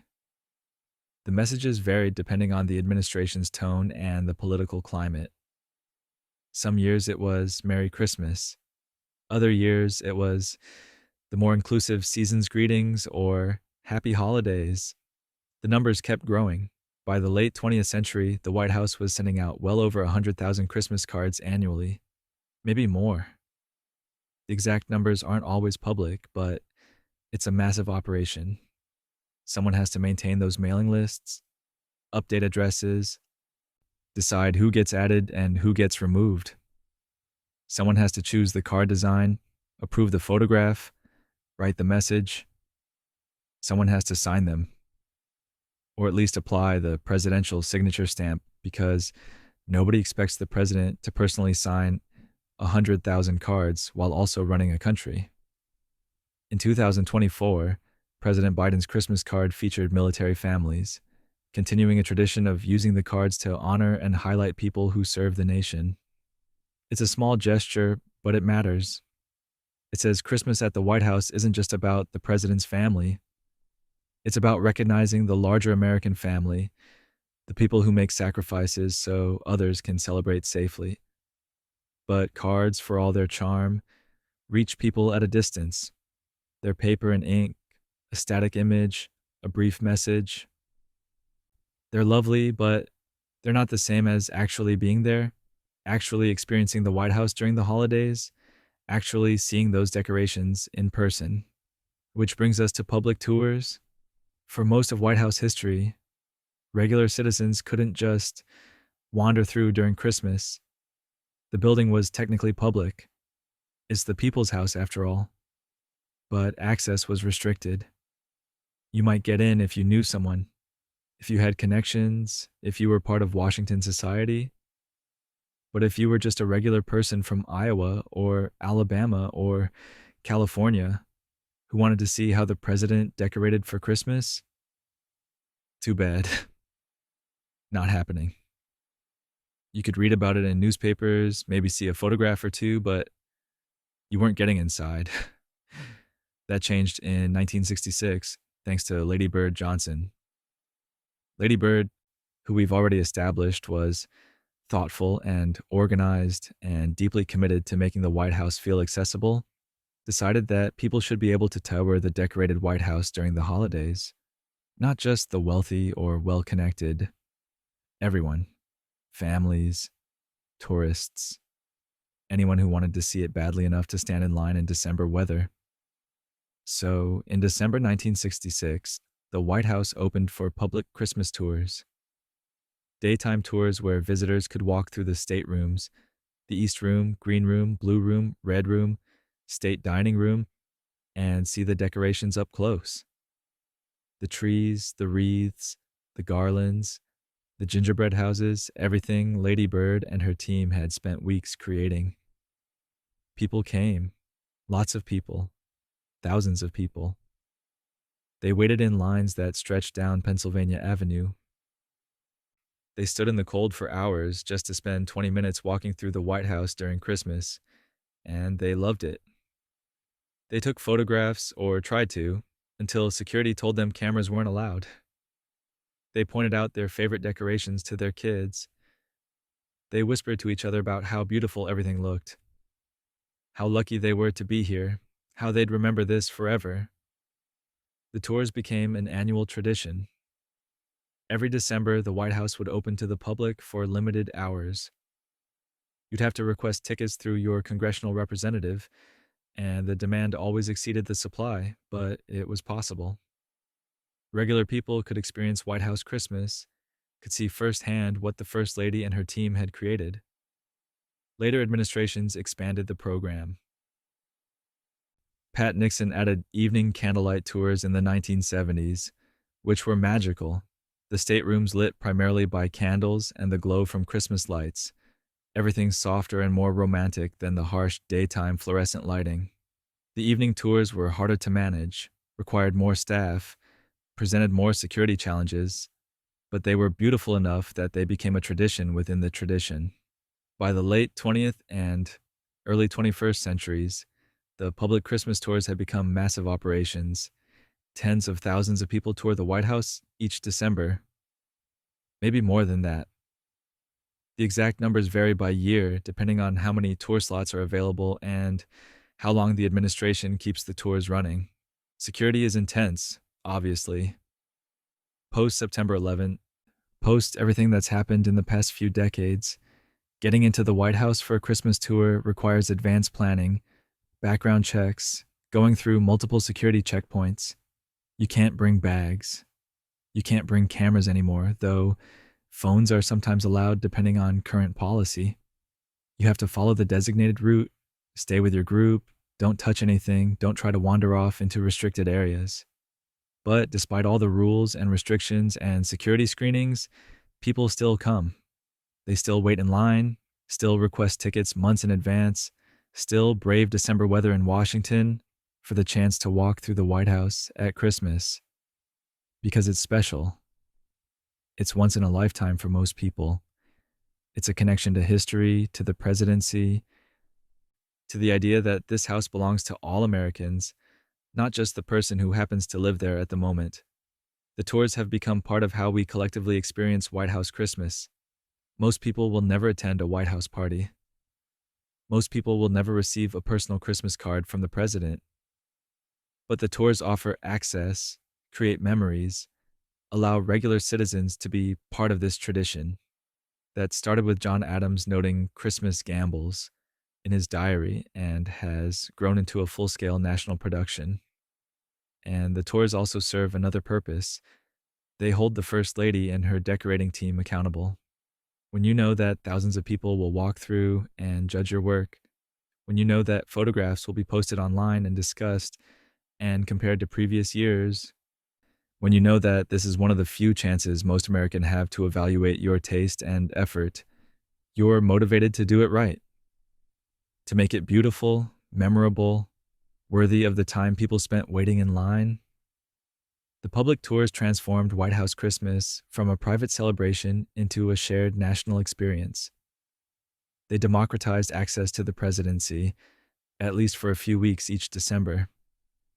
They made the holiday decorations matter in a different way, because they weren't just for the first family and their guests anymore. They were for everyone, for the school teacher from Nebraska and the retiree from Florida and the college student from Oregon who all stood in line together, waiting to see what this year's First Lady had created. But of course, opening the doors to the public, hosting parties, sending out hundreds of thousands of cards, all of that requires support, infrastructure, people to make it happen. And not just any people, but specific, dedicated individuals who understand that White House Christmas is serious business, who will work absurd hours to ensure everything is perfect, who treat the annual decoration process like a military campaign. Which brings us to the unsung heroes of White House Christmas: the staff, the volunteers, and the people who somehow make this impossible feat look effortless year after year. Secrets, scandals, and spooky surprises. And those people, those dedicated staff and volunteers who transform the White House every December, they see things. They hear things. They work late into the night in a building that's over 200 years old, filled with history and secrets and the lingering presence of everyone who's ever lived or worked or died there. And sometimes, during the quiet hours when most of Washington is asleep, strange stories emerge. Whispers, rumors, the kind of tales that get shared over coffee at 3 in the morning while you're hanging your 500th ornament and wondering if this is what losing your mind feels like. Let's talk about the secrets first, because every old building has them, and the White House has more than most. There are tunnels under the White House. That's not a secret. That's documented fact. There's a tunnel system connecting the White House to the Treasury Building, another to the old Executive Office Building. These were built for security, for moving people and materials without going outside where anyone could see them. During World War II, they expanded the underground bunker system because, war. During the Cold War, they upgraded everything again because nuclear weapons made everyone paranoid about survival scenarios. The tunnels themselves are surprisingly ordinary when you think about them. Concrete corridors with fluorescent lighting, pipes running along the ceilings, the occasional door leading to storage rooms or mechanical systems. Not the dramatic secret passages you see in movies with stone walls and torches, more like the basement of a very secure office building. But they're extensive. They connect more of official Washington than most people realize. And they've been expanded and modified so many times over the decades that probably nobody has a completely accurate map of everything down there. So, when a rumor started circulating in 2024 that the White House was using these tunnels for holiday deliveries, that Christmas trees and decorations were being secretly transported through underground passages to avoid public spectacle, it wasn't entirely implausible. The tunnels exist. They're used for various purposes.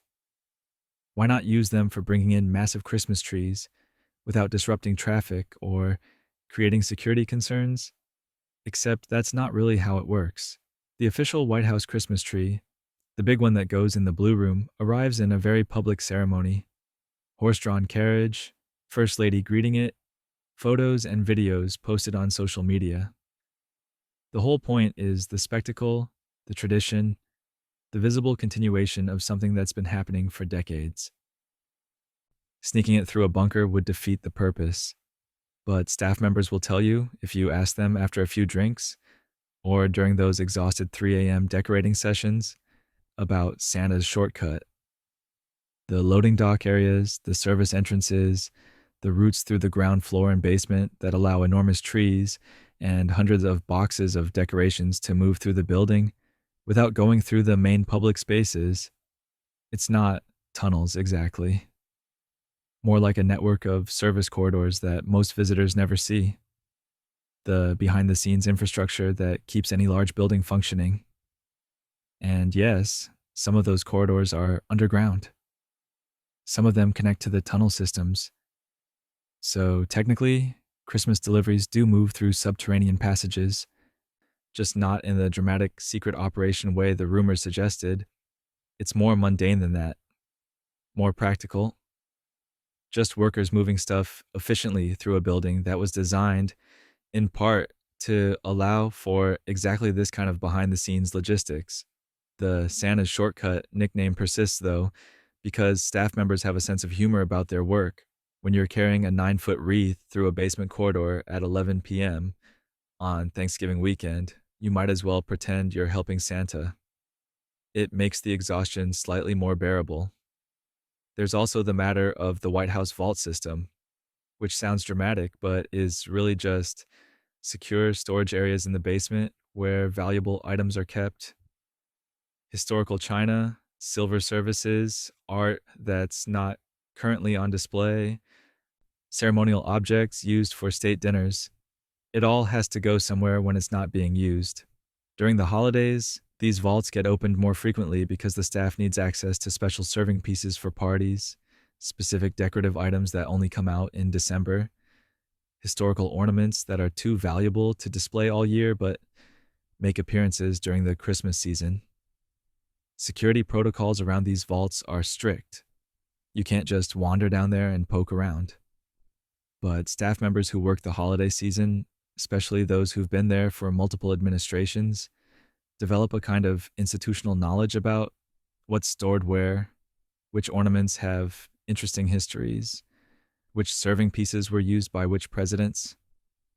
They're the keepers of these small secrets, these details that never make it into official histories but matter to understanding how the White House actually functions.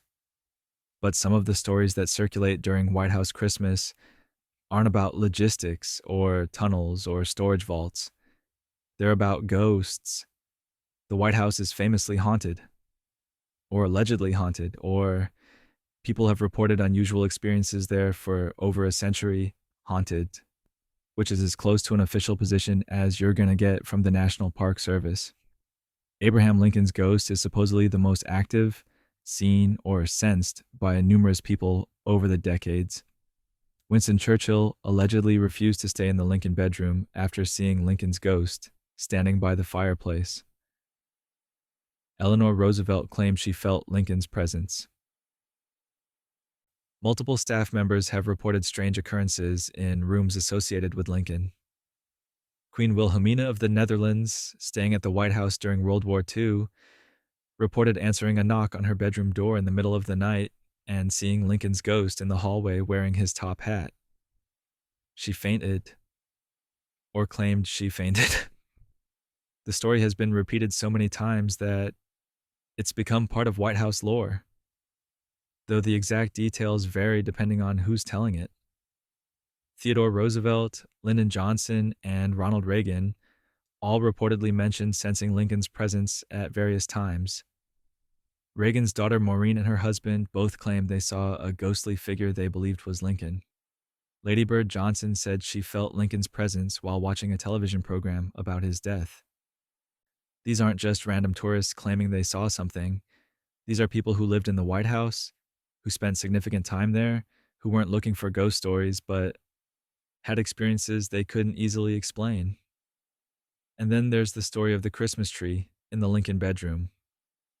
Willie Lincoln, Abraham, and Mary Todd Lincoln's son, died in February 1862 at age 11. The family was devastated. Mary never really recovered. Lincoln himself was crushed, though he had to continue leading the country through a civil war while grieving his child. And according to some accounts, though these are much harder to verify, much more in the realm of legend than documented history, Willie's spirit never left the White House. He's supposedly been seen or sensed in the building, particularly around the holidays, particularly in spaces associated with the Lincoln family. The Lincoln bedroom Christmas tree legend goes like this. During some administrations, a small tree would be placed in the Lincoln bedroom as part of the overall holiday decorations. Staff members decorating the room or guests staying there, because yes, the Lincoln bedroom is sometimes used as a guest room for visiting dignitaries, reported that candles on the tree would light themselves, not in an explainable way like faulty wiring or reflected light. They'd walk into the room and candles that had definitely been unlit moments before would be burning. Or they'd turn away for a second, turn back, and a candle would be lit. One account from a housekeeper who worked at the White House during the Kennedy administration describes entering the Lincoln bedroom early one December morning to check the decorations before the day's tours began. The small tree in the corner, which had not been lit the night before, had 3 candles burning. Not electric candles. These were real tapers that had been added to the tree as a nod to historical authenticity.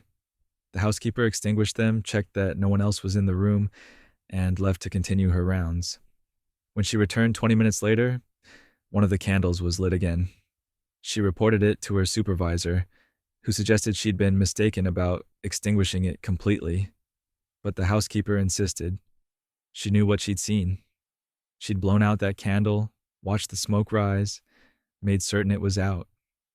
And yet it had reignited somehow, with no one in the room. Is this true? Who knows? Ghost stories are notoriously difficult to verify. Maybe it was drafts causing reflections that looked like candlelight. Maybe it was tricks of light and shadow in a dimly lit historic room.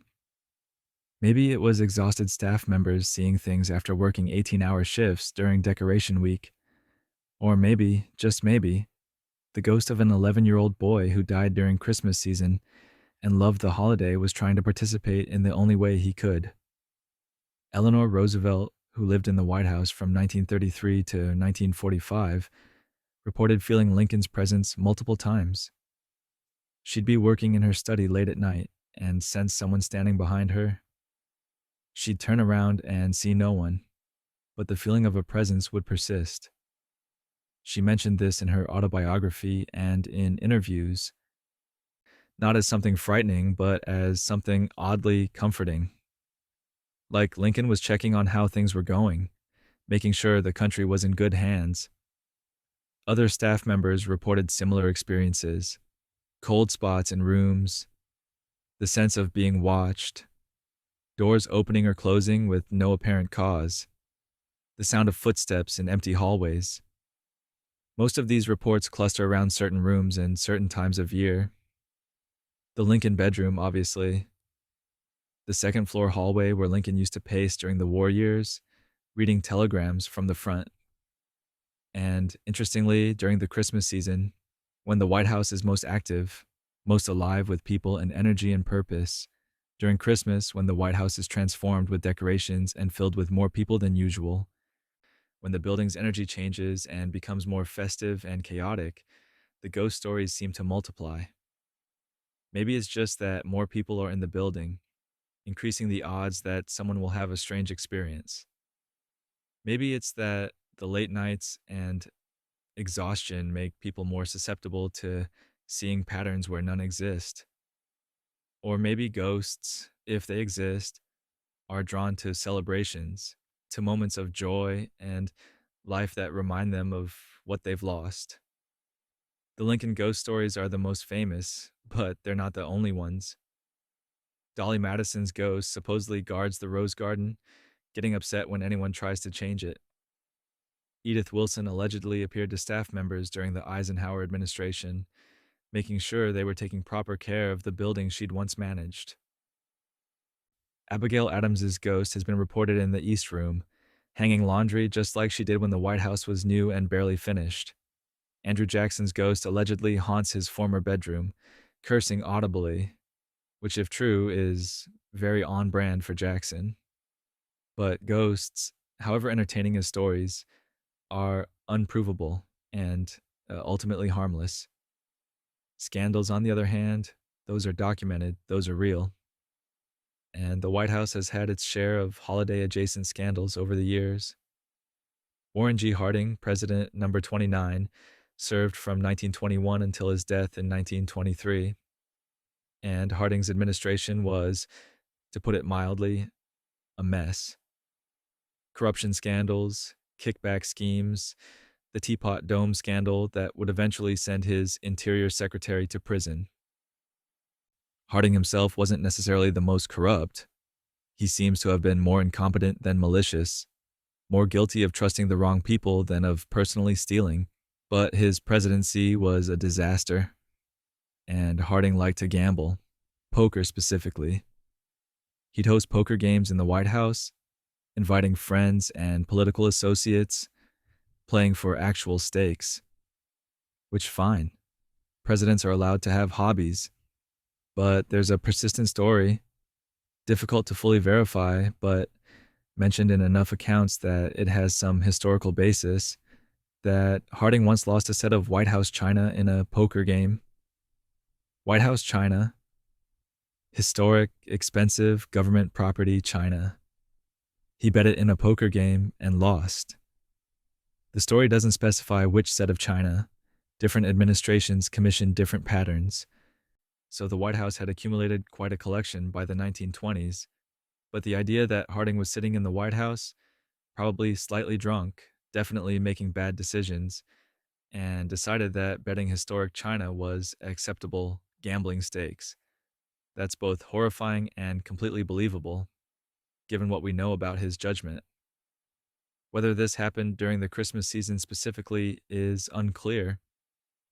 The Harding poker games were year-round affairs, but it's entirely possible that while other administrations were hosting dignified holiday receptions, Harding was in a back room betting government property on a bad hand. And speaking of Harding and Christmas, this was the Prohibition era, 1920 to 1933, when alcohol was illegal in the United States due to the 18th Amendment, which didn't stop anyone from drinking. It just made drinking more complicated and illegal, and in some ways more appealing because humans are perverse creatures who want what they can't have. Harding's White House served alcohol at parties despite prohibition. Bootleg liquor, smuggled in, hidden in places where inspectors or temperance advocates wouldn't find it. There are stories, again, hard to fully verify but widely reported, of holiday parties where guests drank illegal gin from teacups, where stockings hung by the fireplace concealed flasks instead of candy canes, where the Christmas punch was definitely spiked with something stronger than fruit juice. The logistics of this were apparently elaborate. Trusted staff members would coordinate with bootleggers, and yes, the White House had contacts with bootleggers, which tells you everything you need to know about how seriously anyone took prohibition to bring alcohol into the building through service entrances. It would be stored in the basement in areas where it wouldn't be discovered during routine inspections. Then, before parties, it would be brought up to the state floor and discreetly mixed into drinks, or served directly to trusted guests who understood the need for discretion. Alice Roosevelt Longworth, Theodore Roosevelt's daughter and a prominent Washington socialite, famously attended many of these parties. She once quipped that Harding's White House had the best bootleg liquor in Washington, which was either a compliment to Harding's suppliers or a damning indictment of his judgment, depending on how you interpret it. Alice was known for being sharp-tongued and honest to the point of rudeness, so she probably meant it as both. The Harding administration lasted less than 3 years before Warren died suddenly in San Francisco, possibly of a heart attack, possibly of a stroke, possibly of food poisoning from bad seafood. His wife Florence burned most of his papers after his death, which makes historians very frustrated but suggests she was trying to hide something, possibly many somethings. So we'll never know the full extent of the Harding White House shenanigans, holiday or otherwise. But the fragments we have paint a picture of an administration that treated rules as suggestions and White House china as poker chips. Later administrations were more careful, more aware that everything they did would be scrutinized, photographed, written about. The modern presidency exists in a fishbowl, where even small decisions become news stories and nothing stays private for long. But that doesn't mean modern presidents don't have their quirks, their surprises, their moments that become stories. People tell about White House Christmas. Ronald Reagan, president number 40, 1981 to 1989, was famous for his love of jelly beans. He kept them everywhere, in the Oval Office, in his pockets, in bowls around the White House. During the holidays, he'd give out special jars of jelly beans as gifts, small tokens to people who visited or helped with events. They were branded, official, had the presidential seal on the label. People treasured them, kept the empty jars, considered them mementos of meeting the president or attending a White House event. It was a small gesture, relatively inexpensive, but personal. Reagan's thing, his signature, and during Christmas parties, when Reagan would hand you a jar of jelly beans and smile and make some charming comment, it felt special, like you'd received something from the president himself, even though obviously staff members had ordered and packaged hundreds of these jars. The gesture mattered more than the actual gift. Fast forward to 2025. Donald Trump, in his second, non consecutive term as president, number 45 originally, then number 47 after the gap, hosting his first Christmas party back in the White House after the Biden years. Reports from attendees, clips posted on social media, descriptions from people who were there. The atmosphere was energetic, celebratory, upbeat. Trump greeting guests, making jokes, the crowd cheering, everyone seemingly in good spirits. Classic Trump event energy, the kind of rallies and gatherings he'd always been good at, just translated into a holiday party setting. The surprise at the party, reported on social media, discussed in various clips and posts, wasn't anything scandalous. It was more about atmosphere, about Trump's ability to create a sense of event, of occasion. The way Reagan had his jelly beans, Trump had his particular style of hosting, his way of making attendees feel like they were part of something exciting and exclusive. Every president brings their own energy to White House Christmas, their own traditions, habits, ways of celebrating. Some are formal and restrained. Others are warm and casual. Some throw parties that feel like state dinners. Others create events that feel more like family gatherings with exceptional security. And through all of it, through the ghost stories and the scandals, through the poker games and the jelly bean jars, through the formal traditions and the personal quirks, the White House Christmas continues.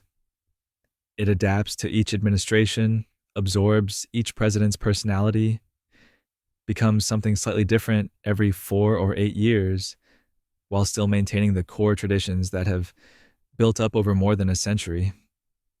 The secrets aren't really that secret. The scandals are mostly historical footnotes. The spooky stories are probably explainable by exhaustion and old building creaks and the human tendency to see patterns in randomness. But they're all part of the mythology now, part of the accumulated lore of what Christmas at the White House means and how it functions and why people care about it. Because at the end of the day, the White House is a building. A fancy, historic, heavily secured building, but still just a structure made of stone and wood and plaster. What makes it special is the people, the presidents and first ladies who live there temporarily, the staff who keep it running, the visitors who tour it, the citizens who consider it symbolically theirs.